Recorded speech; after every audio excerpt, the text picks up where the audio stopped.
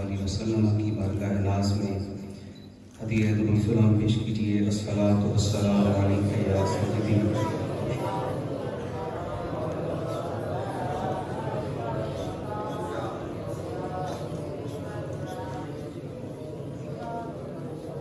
زینت مسند صدارت سیدی مسندی، یادگار اسلاف، نگار اخلاف، سیدی حضور مرشد کریم دامت برکاتہ العالیہ، دیگر میرے مذہب مہذب کے جمیع مقتدر محتشم زیباکار علماء کرام، آج ہم ایک مرتبہ پھر اللہ کریم کی توفیق خاص سے مرشد گرامی کے قدموں میں حاضر ہیں۔ آج ہم اس عظیم المرتبت ہستی کی خدمت میں خراج تحسین پیش کرنے کے لیے حاضر ہیں کہ جس ہستی کی تربیت نے، جس ہستی کی نگاہ ناز نے، جس ہستی کی آہ سحر نے، اور جس ہستی کے جوہد پیغام نے ہمیں مرشد کریم دامت برکاتہ العالیہ جیسی شخصیت عطا فرمائی۔ اللہ کریم ہمارے شیخ کریم کے درجات بلند فرمائے۔ مجھ سے قبل بھی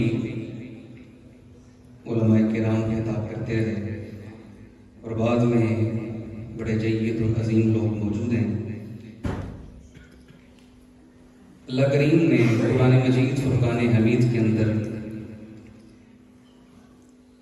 اپنے بندوں کی قلبی اطمینان اور سکون کا ایک نسخہ کیمیا عطا فرمایا۔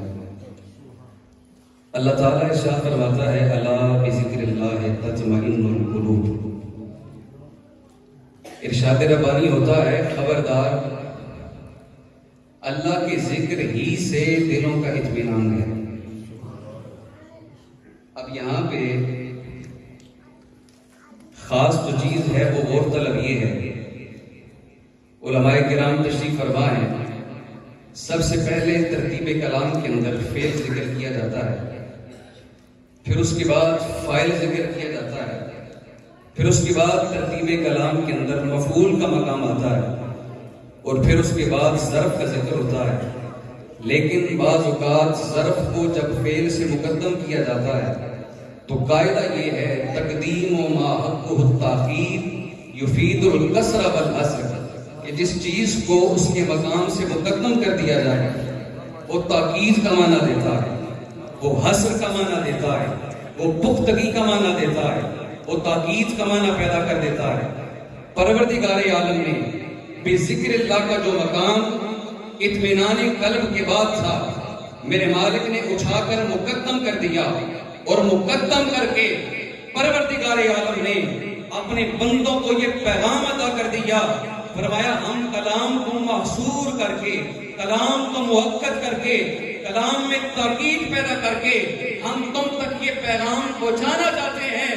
فرمایا اپنے دل کا سکون اور اطمینان دنیا داری میں تلاش نہ کرنا، ان دنیا کے جھمیلوں میں تلاش نہ کرنا، دنیا کے مرغزاروں میں تلاش نہ کرنا، کوثاروں میں تلاش نہ کرنا، تم ہمیں یاد کرنا، ہمارا ذکر کرنا۔ ذکر تم کرو گے تمہارے دل کو اطمینان ہم خود عطا فرمائیں گے۔ فرمایا اطمینان ہم عطا کریں گے، شرط یہ ہے ذکر ہمارا کریں۔ رب کائنات نے تاکید لگا کر ایک حد قائم کر دی، فرمایا اطمینان ہے ہی ہماری یاد کے اندر، سکون ہے ہی ہماری یاد کے اندر۔ حضرات گرامی، جو اگلا نقطہ عرض کرنا چاہتا ہوں وہ یہ ہے، اللہ کریم نے سارے انسان کو ہی اپنی قدرت کا شاہکار بنایا۔ اللہ کریم ارشاد فرماتا ہے لَقَدْ خَلَقْنَا الْإِنسَانَ فِي أَحْسَنِ تَقْوِيمٍ، ہم نے انسان کا سارا سراپا ہی بڑا احسن بنایا، ہم نے بڑا خوبصورت پہرایا عطا کیا۔ اب سارا انسان ہی قدرت کا شاہکار ہے۔ اگر انسان آنکھیں دیکھے تو رب نے آنکھوں کا جو انسان کو نعمت اور جوہر عطا فرمایا، کائنات میں کوئی اس کا بدل موجود رب نے جو انسان کو قوت مدرکہ اور قوت شعوریہ عطا فرمائی، رب نے جو دماغ عطا فرمایا، کوئی اس کی مثل موجود؟ رب نے جو اعضائے بدنیہ جوارے عطا فرمائے، ان کا کوئی بدل موجود نہیں۔ لیکن سوچنے کی بات یہ ہے، آخر اطمینان کا تعلق دل ہی سے کیوں وابستہ کیا؟ کسی اور چیز کے ساتھ بھی وابستہ ہو سکتا تھا۔ اس کا تعلق دماغ کے ساتھ ہو سکتا تھا، اس کا تعلق آنکھوں کے ساتھ ہو سکتا تھا، اس کا تعلق ہاتھوں کے ساتھ ہو سکتا تھا، لیکن دل ہی کے ساتھ کیوں معلق کیا؟ منہاج العابدین کے اندر امام غزالی رحمۃ اللہ تعالی علیہ، آپ نے اس کا جواب ارشاد فرمایا۔ آپ ارشاد فرماتے ہیں، میرے کریم آقا صلی اللہ علیہ وآلہ وسلم، میرے کریم آقا نے ارشاد فرمایا، ان اللہ تعالی لا ينظر الى صوركم ولا الى اجسامكم ولكن ينظر الى قلوبكم او كما قال۔ آپ فرماتے ہیں، میرے کریم آقا نے کہا، اللہ تمہاری شکلوں کو نہیں دیکھتا، اللہ تمہارے جسموں کو نہیں دیکھتا، اللہ تمہارے ظاہر کو نہیں دیکھتا۔ آقا پھر خدا دیکھتا ہے تو کیا دیکھتا ہے؟ میرے آقا نے کہا، رب دیکھتا ہے تو بندے کا دل دیکھتا ہے، رب دیکھتا ہے تو بندے کا۔ اب اس حدیث پر تبصرہ کرتے ہوئے امام غزالی لکھتے ہیں، آپ فرماتے ہیں، الآن القلب ہوا موضع نظر الرحمن۔ آپ فرماتے ہیں، بندے تجھے مبارک ہو، اس حدیث کے اندر تاجدار کائنات نے جو ہمیں پیغام عطا کیا وہ یہ ہے، فرمایا رب اتنی پیار سے تیری آنکھوں کو نہیں دیکھتا، رب اتنے پیار سے تیرے چہرے کو نہیں دیکھتا، فرمایا یہ دل وہ ہے جہاں پر رب کی تجلیات اور محبت کا نور اترا کرتا ہے۔ فرمایا دل پر رب کی محبت کا نور اترتا ہے، اس لیے حسن فرمایا۔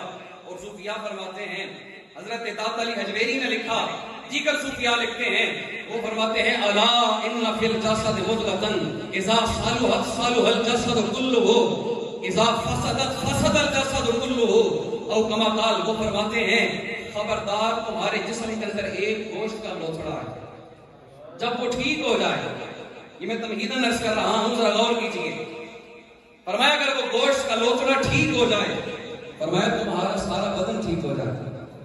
لیکن اگر وہ گوشت کا لوتھڑا خراب ہو جائے، بگاڑ آ جائے، فساد پیدا ہو جائے، اگر اس میں تندرستی نہ رہے، اگر وہ سالم نہ رہے، اگر اس میں نقص آ جائے، نامکمل ہو جائے، کسی قسم کی کجی آ جائے، کسی قسم کا عیب آ جائے، آپ فرماتے ہیں جب اس میں بگاڑ آتا ہے تو انسان کا پورا جسم بگڑ جاتا ہے۔ آخر وہ ہے کون سا؟ ہمیں الا وہی القلب، ہمیں وہ تو دل ہے۔ وہ کیا ہے؟ اس لیے صوفیاء نے لکھا، القلب سلطان الجسد۔ فرمایا یہ جو دل ہے یہ انسان کے بدن کا سلطان ہوتا ہے، یہ دل انسان کے چہرے پر بھی حکومت کرتا ہے، انسان کی آنکھوں پر بھی حکومت کرتا ہے، انسان کے بدن پر بھی حکومت کرتا ہے۔ اور اگر آپ توجہ کریں تو حضرت سلطان باہو نے اس کا ترجمہ فرمایا۔ ساؤنڈ والے بھائی سے تھوڑی سی گزارش ہے، ذرا توجہ فرمائیں۔ حضرت سلطان باہو نے یہی مفہوم بیان کر دیا۔ اللہ اکبر۔ آئیے عزیزان گرامی توجہ فرمائیے، حضرت سلطان باہو رحمۃ اللہ تعالی علیہ بولے اور آپ نے ارشاد فرمایا، اے دل رب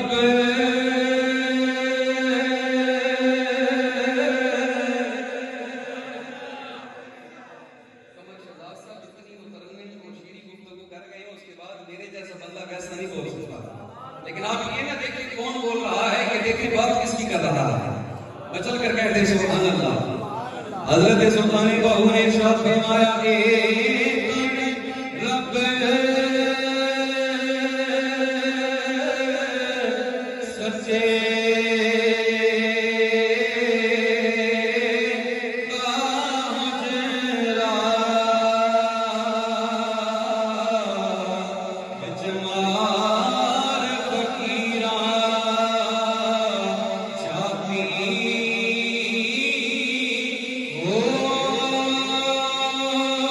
Oh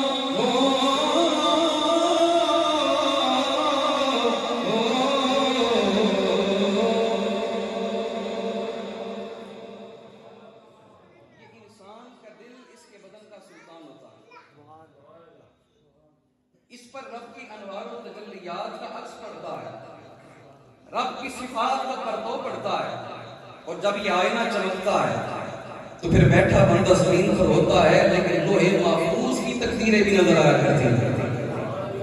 جب یہ اندر کا شیشہ پاک ہو جائے بندہ چلتا زمین پر ہے تحت الثری کے راز بھی بندے پر منکشف ہو جاتے ہیں، لیکن جب یہ داغدار ہو جائے تو پھر ہوتا کیا ہے؟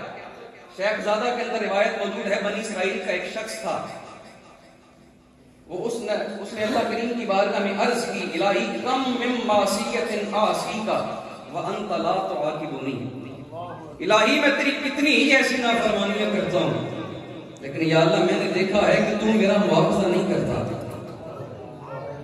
کتنی ہی میں تیری نافرمانیاں کی لیکن بدلے میں تیری طرف سے کوئی جرم کی سزا نہیں ملی۔ میاں محمد بخش نے کہا کوئی ایسا کریم ذات میں ملے گا، کوئی ایسا رحیم کائنات میں ملے گا؟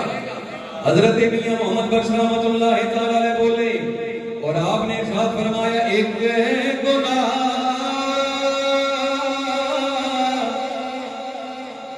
ایک گناہ میرا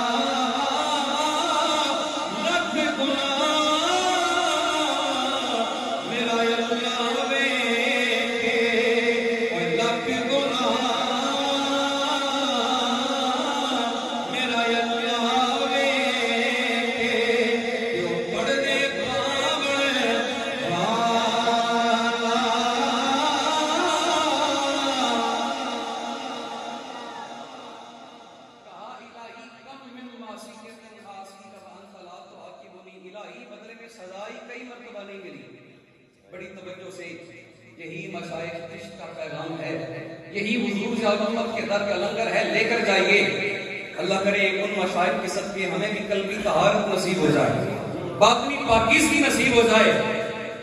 اس وقت کے جو نبی تھے بنی اسرائیل کے، ان کی طرف اللہ نے وحی فرمائی، فرمایا فلاں بندے کے پاس جائیے اور اسے جا کر کہیں، کہا کم من معصیت وانت، فرمایا میں کئی تیری ایسی گناہ ہیں جو کرتا ہے، تو محسوس کرتا ہے تجھے سزا نہیں ملی، کہا لیکن ہم تجھ پر اس کی سزا مسلط کر دیتے ہیں، تجھے شعور ہی نہیں ہوتا۔ کہا اتنی ہی ایسی سزائیں ہیں جو تجھ پر اترتی ہیں لیکن تجھے شعور۔ اس نے عرض کیا الہی پھر مہربانی فرما، انسان کا فرمان زندگی جل کر راکھ ہو جائے اور پتہ بھی نہ چلے، میرے مالک زندگی کا سارا نامہ اعمال ختم ہو جائے اور ہم سزا سے گزر رہے ہوں، الہی پتہ نہ چلے، اس سے بڑی سزا اور کیا ہو سکتی ہے؟ الہی ارشاد کو فرما وہ کون سی دو سزائیں ہیں؟ تو غور کیجئے، باری تعالیٰ کا پیغام آیا، فرمایا فَإِنَّ جَمُودَ عَيْنِكَ وَقَسَاوَةَ قَلْبِكَ اِسْتِدْرَاجٌ مِّنِّي وَعُقُوبَةٌ لَوْ وَقَلْتَ، فرمایا تم نے کبھی غور کیا تیری آنکھوں نے ہماری یاد پہ رونا چھوڑ دیا، فرمایا کبھی اس بات پر غور کیا تیری آنکھوں سے ہماری یاد میں آنسو نکلنا بند ہو گئے، تیری آنکھوں کے سوتے ہم نے خشک کر دیے، فرمایا یہ پہلی سزا تھی جو ہم نے تجھ پر مسلط کر دی۔ حضرت امام حسن بصری رضی اللہ تعالیٰ عنہ بخاری کی روایت بیان کیا کرتے تھے، میرے کریم آقا مسجد میں تشریف فرما تھے، ایک صحابیہ حضور کی بارگاہ میں آئیں، یا رسول اللہ میرے ماں باپ آپ پر قربان جائیں، آقا آپ کھڑے ہو کر تقریر کرتے ہیں، میرے آقا تھک جاتے ہیں، اگر اجازت دیں تو آقا میرا غلام بڑا اچھا پڑھائی ہے، آقا میں آپ کو منبر بنا کے پیش کروں، میری آقا نے دعوت قبول کر لی، میرے آقا نے فرمایا ٹھیک ہے لے کر آؤ، منبر بن گیا، میرے آقا کی مسجد میں بچ گیا، لیکن منبر لگنے کی دیر تھی منظرنامہ بدل گیا۔ کیا منظرنامہ تھا ذرا غور کیجئے، آئیے عزیزان گرامی توجہ فرمائیے، میرے کریم آقا کے پیارے غلام، میرے کریم آقا منبر پر آئے، میرے آقا کے بیٹھنے کی دیر ہے، میرے آقا کی مسجد کا منظرنامہ بدل گیا، میرے آقا کی مسجد سے رونے کی آوازیں آ رہی ہیں، کوئی میرے آقا کو یاد کر کے آہوزاری کر رہا ہے، دقت آ رہی ہے. صحابہ کرام دائیں دیکھ رہے ہیں, کوئی بائیں دیکھ رہے ہیں, کوئی آگے دیکھ رہا ہے, کوئی پیچھے دیکھ رہا ہے, رونے والا نظر نہیں آ رہا, لیکن آواز بدستور آتی آ رہی ہے. میرے کریم آقا صلی اللہ علیہ وآلہ وسلم کی بارگاہ میں صحابہ کرام نے دست سوال دراز کر دیا. اے بددعا کے چہرے والے آقا, اے واللیل کی زلفوں والے آقا, اے میرے آقا پروردگار عالم نے ساری کائنات کے حجابات اٹھائے, ساری کائنات میرے آقا آپ پر منکشف فرمائی. اقبال نے فرمایا اے فروغت, اے فروغت صبح آسانو کہو چشم تو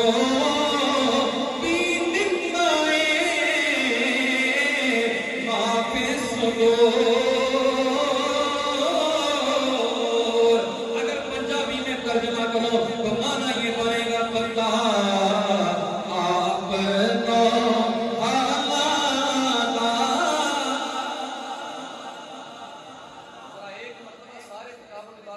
سبحان اللہ. میرے کریم آقا سرور عالم صلی اللہ علیہ وآلہ وسلم کو پروردگار عالم نے ساری کائنات کا علم عطا فرمایا. میرے آقا ما کان کا علم بھی جانتے ہیں, میرے آقا ما یکون کا علم بھی جانتے ہیں, میرے آقا ما فی الارحام کا علم بھی جانتے ہیں, میرے آقا ما فی الصدور کا علم بھی جانتے ہیں, میرے آقا ما فی الاذہان کی خبریں بھی جانتے ہیں. تبھی تو اہل سنت و جماعت کا بڑا صافی عقیدہ ہے, بڑا ستھرا عقیدہ ہے. ہم تو کہتے ہیں پتہ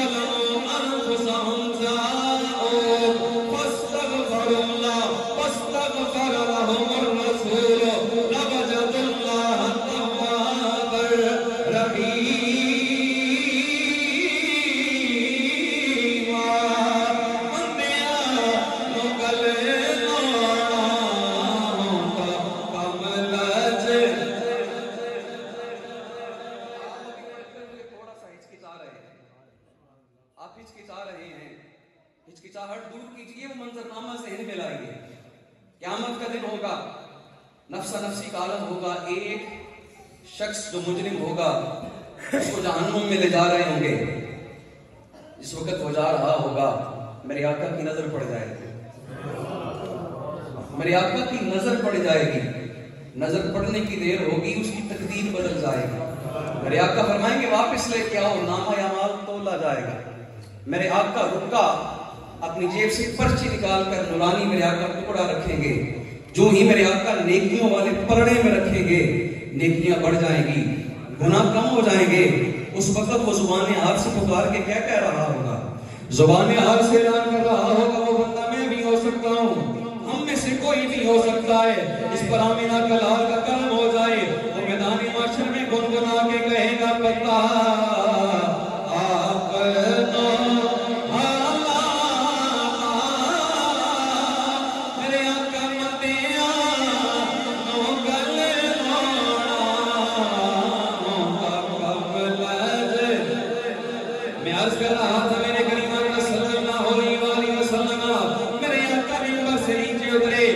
آپ تو چلتے چلتے ستون کے قریب چلے گئے. روایت کے الفاظ ہیں, الفاظ متقاربہ سے الفاظ حدیث کے ساتھ مختلف کتب حدیث کے اندر روایت موجود ہے. میرے قریب آقا نے آگے بڑھ کے میرے آقا نے ستون کو سینے سے لگایا. میرے آقا نے فرمایا اے میرے غلاموں, یہ کھجور کا خشک تنا یہ مجھے یاد کر کے رو رہا ہے, یہ مجھے یاد کر کے. روایت میں عرض کرنے روایت بیان کر کے ہم چشتیوں کے سرخیل حضرت خواجہ حسن بصری رضی اللہ تعالیٰ عنہ آپ فرمایا کرتے تھے انتم احق ان تشتاقوا الی لقائه، انتم احق ان تشتاقوا الی لقائه۔ آپ کہا کرتے تھے اگر وہ کھجور کا تنا چند دن حضور کا لمس لینے کے بعد میرے آقا کو یاد کر کے روتا ہے، غلاموں تم زیادہ حق رکھتے ہو، تمہارے سینوں میں تو خود کمری والا بستا ہے۔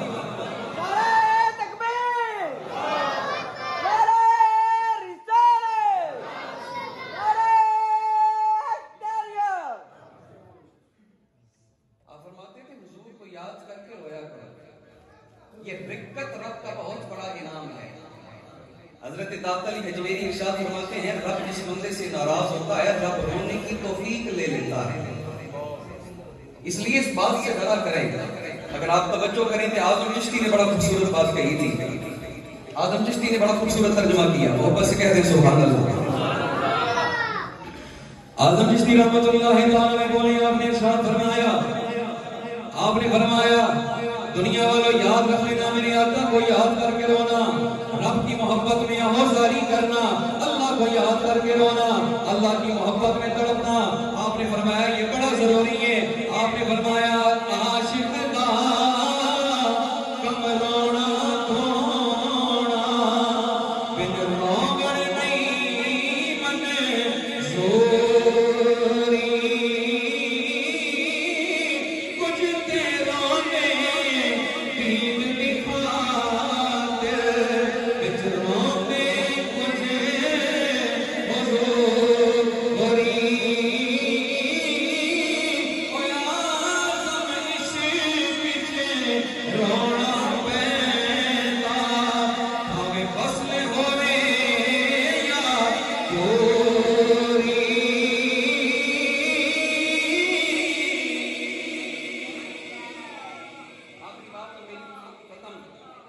رب جس پر راضی ہوتا ہے اسے رب شرح صدر عطا فرماتا ہے، اور رب جس بندے سے ناراض ہوتا ہے رب اس کے دل پر مہر لگا دیتا ہے، اس کے دل پر سختی مسلط ہو جاتی ہے۔ مشائخ چاہے سلسلہ عالیہ چشتیہ کے ہوں، مشائخ چاہے سلسلہ عالیہ نقشبندیہ کے ہوں، مشائخ چاہے سلسلہ عالیہ قادریہ کے ہوں، مشائخ چاہے سلسلہ عالیہ سہروردیہ کے ہوں، کسی بھی طریقہ سے تعلق ہو، فقیر سب سے پہلے آنے والے سالک کے ساتھ معاملہ کیا کرتا ہے؟ فقیر سب سے پہلے آنے والے کا دل دھویا کرتا ہے۔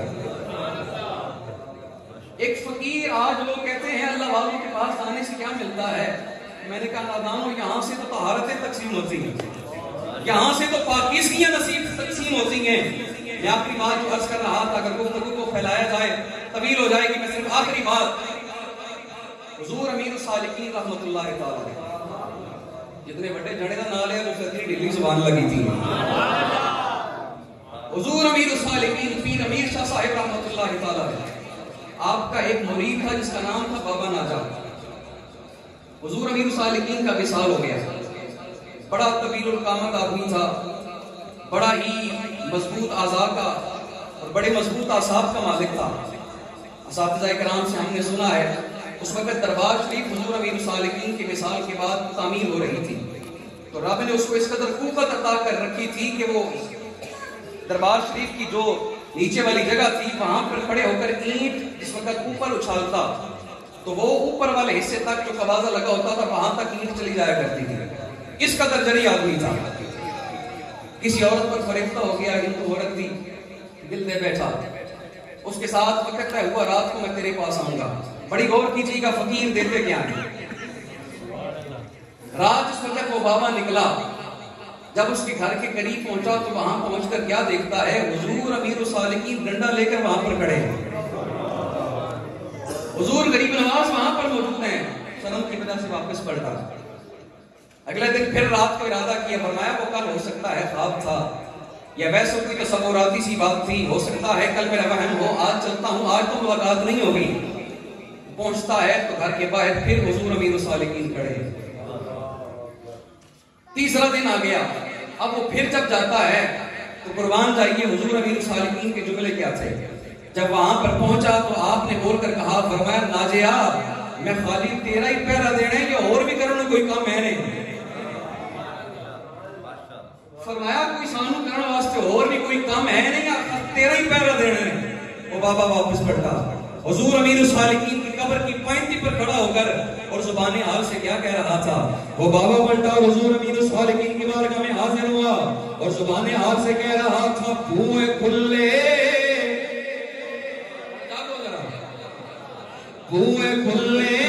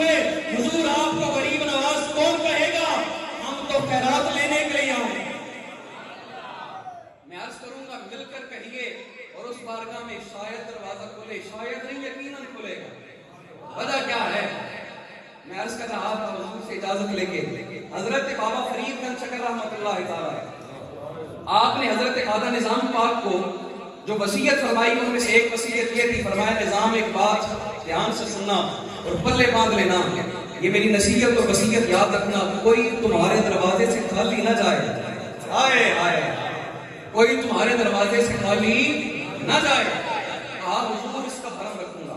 دوپہر کا وقت تھا، حضور بابا صاحب کا وصال ہو گیا تھا، آپ درخت کے نیچے آرام کر رہے تھے، اچانک خواب کے اندر حضرت بابا فرید آئے اور آ کر کہا نظام الدین جو وعدہ ہم سے کیا تھا وہ نبھا نہیں رہے۔ کہا حضور کون سی غفلت ہو گئی؟ فرمایا ہم سے تو وعدہ یہ کیا تھا کوئی خالی نہیں جائے گا، حالانکہ تمہارے دروازے سے سائل خالی جا رہا ہے۔ آنکھ کھلی، ایک بندہ جاتا ہوا دکھائی دیا، کہا کیا ہے؟